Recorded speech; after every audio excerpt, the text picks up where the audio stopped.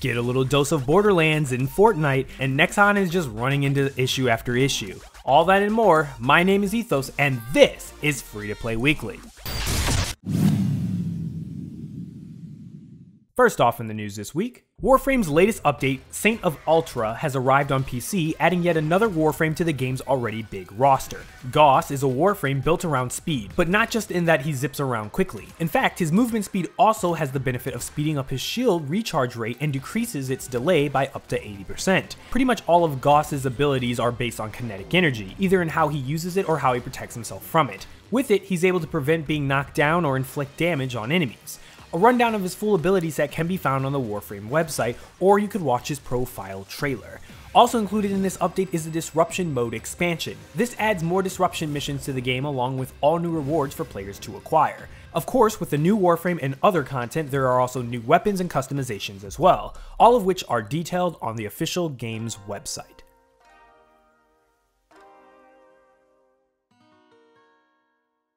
Path of Exile's Bright League releases on September the 6th, and Grinding Gear Games has begun offering players more information of what they can expect when it hits. This dev team recently dropped off a few posts on the game's forums detailing both the new gems for assassins and new mind skills. When the league drops, assassins will have access to a new set of poison attacks, as well as 2 new gems and a new buff type, Elusive. The Elusive buff grants players a 40% increase on movement and a 20% buff on both attack and spell dodging. The other abilities listed are also tied to dagger and claw weapons, adding both poison effects to them as support. The full write-up on all of the assassin additions can be found in the forums. Also, as noted in the forums, in a second post, there was details about changes made to mind mechanics introduced in the Blight League. The post outlines not only just mechanics, but also what new minds are available to players, of which there are several. Epic Games dropped a new Fortnite update adding an all-new crossover event for Battle Royale players. Titled Fortnite x Mayhem, the Borderlands-themed crossover drops a Pandora-based Rift Zone into the game.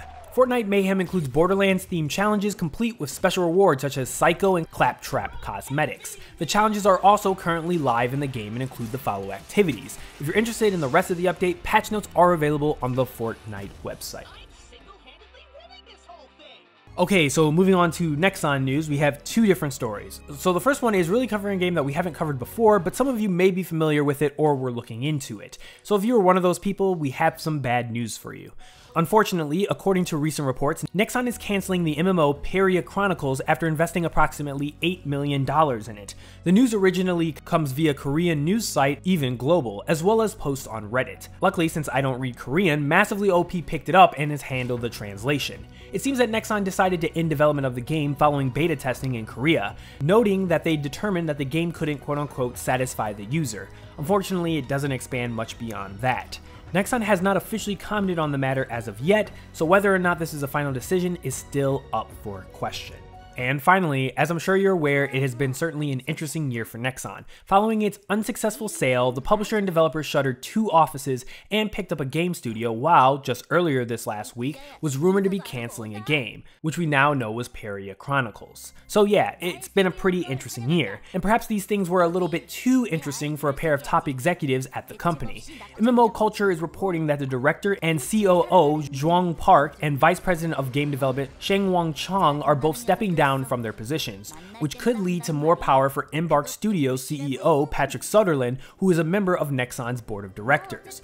All of this comes following a record-breaking second quarter, which Nexon predicts will not be the case in quarter 3.